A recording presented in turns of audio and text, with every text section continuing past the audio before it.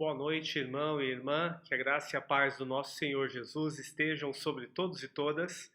Vamos ao nosso devocional de hoje em Êxodo capítulo 32. Como nós vimos, do capítulo 25 ao capítulo 31, Moisés está no cume do Monte Sinai, recebendo de Deus a instrução a respeito de como construir o tabernáculo, seus objetos e também estabelecer o sacerdócio.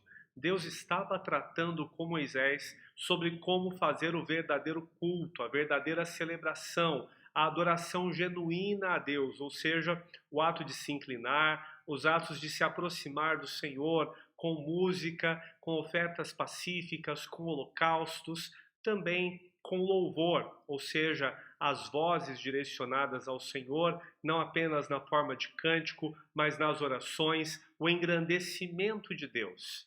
Enquanto Moisés está no cume do Sinai, com o próprio Deus recebendo as instruções para o culto verdadeiro, o povo que estava no pé do Monte Sinai está prestes a cometer uma loucura, prestando um culto falsificado, um culto paganizado.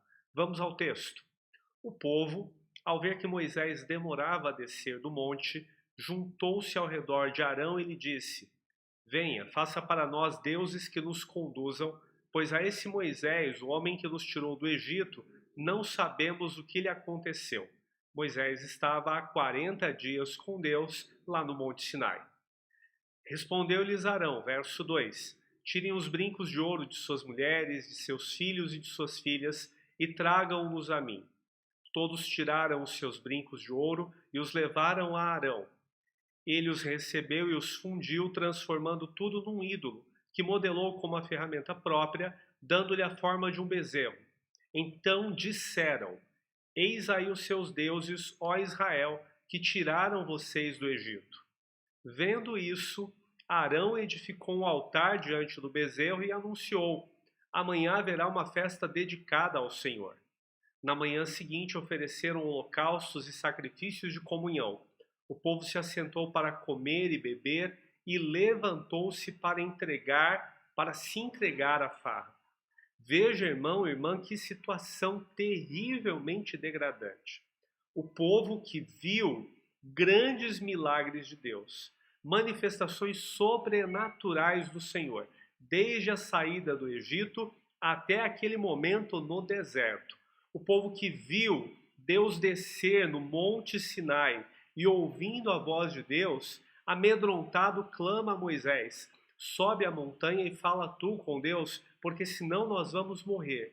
Depois de 40 dias, esse mesmo povo esquece desse Deus, abandona ao Senhor e pede ao líder que ficou responsável, porque lembre-se, quando Moisés sobe a montanha, ele deixa Arão, Hur e 70 anciãos ou 70 líderes do povo, representantes das 12 tribos, responsáveis de cuidar de todas as causas que o povo lhe trouxessem. Eles deveriam manter tudo em boa ordem. E, no entanto, esse povo chega a Arão e diz: Nós não sabemos o que aconteceu com esse Moisés. Ele sumiu. Ele nos tirou do Egito, mas ele não está mais aqui. Então faça agora uma estátua, um ídolo para nós, para que esse ídolo continue a nos conduzir. E Arão então solicitou que eles trouxessem ouro e modelou o que ficou semelhante a um bezerro. Os egípcios tinham um deus representado por um boi, Apion. Era o deus do poder no Egito.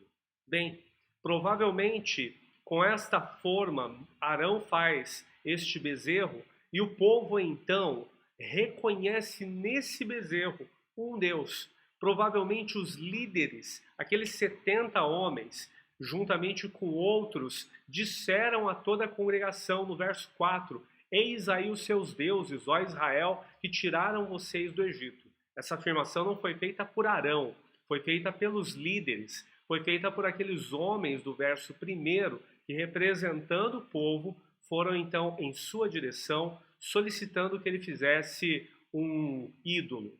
E Moisés, diante do Senhor, recebendo instruções a respeito do culto legitimamente prestado a Deus está paralelamente sendo acompanhado do povo que está se entregando ao culto paganizado, idólatra, e, portanto, celebrando a demônios, celebrando a falsos deuses por iluminação, por influência maligna.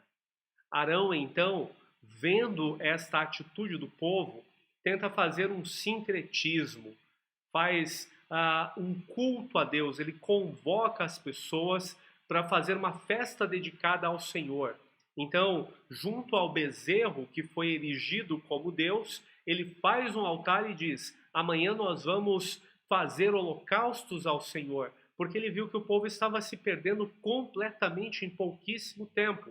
E ao invés de se posicionar de uma maneira frontalmente contrária a tudo que está acontecendo, ele tenta conciliar as duas posições. Ele tenta estabelecer o culto a Deus no meio de uma multidão que está estabelecendo um culto paganizado. E é claro, isso não agrada ao Senhor. Isso sequer termina bem, porque veja, o verso 6 declara que na manhã seguinte eles ofereceram sacrifícios, e aí o povo se assentou para comer e beber e levantou-se para se entregar à farra. A expressão farra aqui e entregar-se à farra geralmente tinha o cunho do passado de praticar atos culticos, rituais culticos, que inclusive praticavam-se imoralidades. E no paganismo isso era muito comum. Não apenas obscenidades visuais, mas mesmo ato sexual. Então o povo chega a essa condição degradante depois de pouquíssimo tempo, em que eles próprios disseram diante de Moisés, diante do Senhor por 3 vezes: faremos tudo o que o Senhor nos mandar. Bem, no verso 7, então o Senhor disse a Moisés: desça, porque o seu povo que você tirou do Egito corrompeu-se. Muito depressa se desviaram daquilo que lhes ordenei e fizeram um ídolo em forma de bezerro, curvaram-se diante dele, ofereceram-lhe sacrifícios e disseram: eis aí, ó Israel, os seus deuses que tiraram você do Egito. Deus é onisciente e onipresente. Nada do que você e eu, do que qualquer ser humano pode fazer, do que qualquer agente do universo criado por Deus possa fazer, é oculto aos olhos do Senhor. Muito bem diz as Escrituras quando afirmam que os olhos do Senhor estão em todo lugar, contemplando maus e bons. Embora o povo estivesse desviado do Senhor, o Senhor sabia exatamente o que estava acontecendo. E a partir do verso 9, Deus prova Moisés. Deus coloca o caráter de Moisés exposto a fim de aperfeiçoar a vida de Moisés e também, certamente, de confirmar sua liderança e seu ministério. Disse o Senhor a Moisés: tenho visto que este povo é um povo obstinado. Deixe-me agora para que a minha ira se acenda contra eles e eu os destrua. Depois farei de você uma grande nação. Bem, Deus seria capaz de fazer isso? Ele propõe este ato a Moisés. Bom, as escrituras de Gênesis a Apocalipse revelam o fato de que Deus é perfeito, que ele é totalmente santo e que ele nunca jamais nega a si mesmo. Ele prometeu a Abraão, Isaque e Israel que faria com que os seus descendentes entrassem na terra de Canaã para possuí-la de uma forma total, de uma maneira completa. E Deus empenhou a sua palavra nisso. Ele jurou por si mesmo. Claro, Moisés era descendente de Abraão, de Isaque, de Israel, mas Deus falou para Abraão de uma maneira específica que os descendentes dele ficariam cativos no Egito e que depois de um tempo o próprio Deus os visitaria, os tiraria de lá com mão poderosa e os faria entrar na terra de Canaã.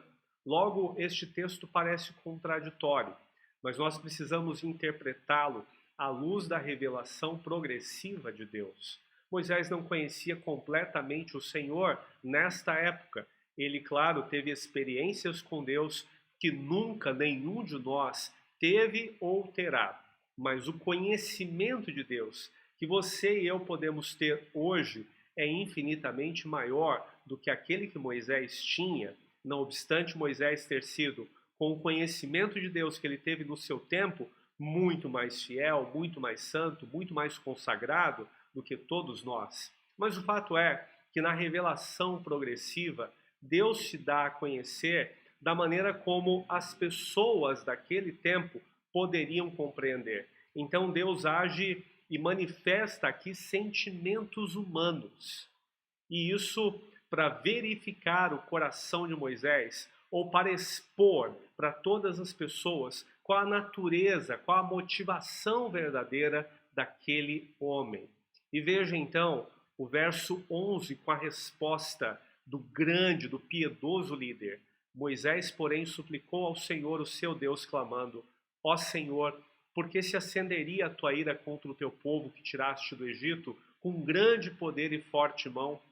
Porque diriam os egípcios: foi com intenção maligna que ele os libertou para matá-los nos montes e bani-los da face da terra? Arrepende-te do fogo da tua ira, tem piedade e não tragas este mal sobre o teu povo.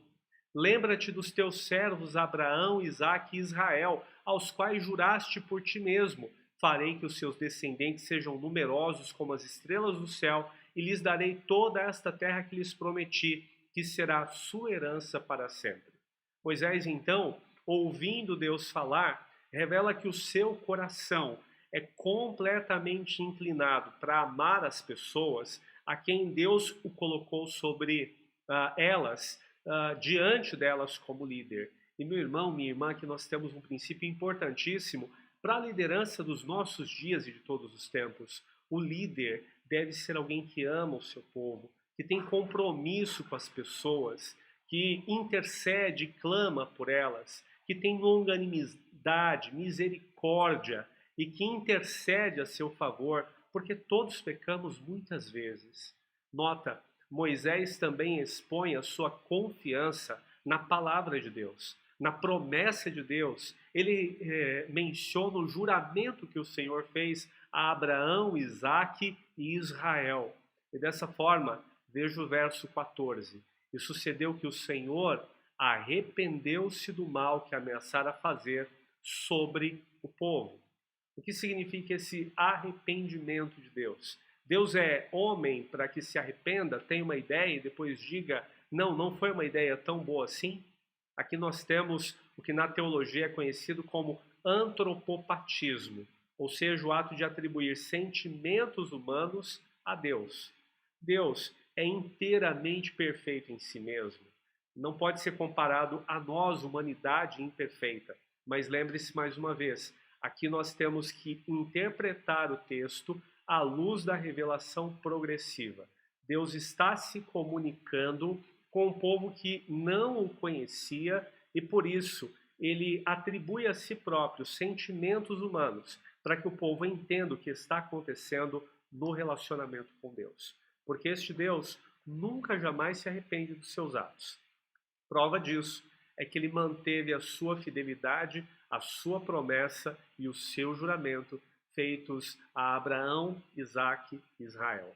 O mesmo Deus está presente hoje, nos adotou como filhos e filhas.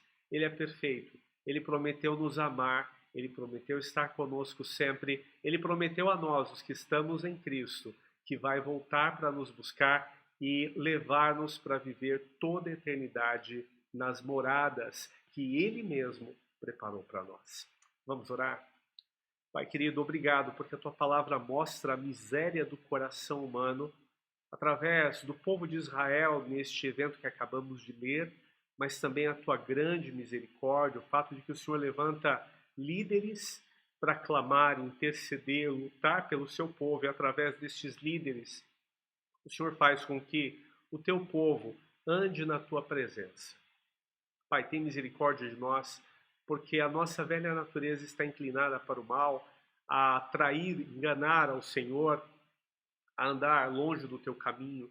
Senhor, que o teu Espírito firme o nosso caráter, a fim de que nós possamos viver inteiramente para o louvor da tua glória. E obrigado por ser um Deus fiel, um Deus justo, um Deus que nunca jamais nega a si mesmo, um Deus que não volta atrás com a sua palavra. E obrigado porque a tua palavra traz promessas maravilhosas do Senhor para as nossas vidas. Assim te louvamos e te agradecemos. Em nome de Jesus. Amém. Deus abençoe meu irmão, minha irmã. Fiquem todos na paz do Senhor e permitindo o nosso Deus. Até amanhã.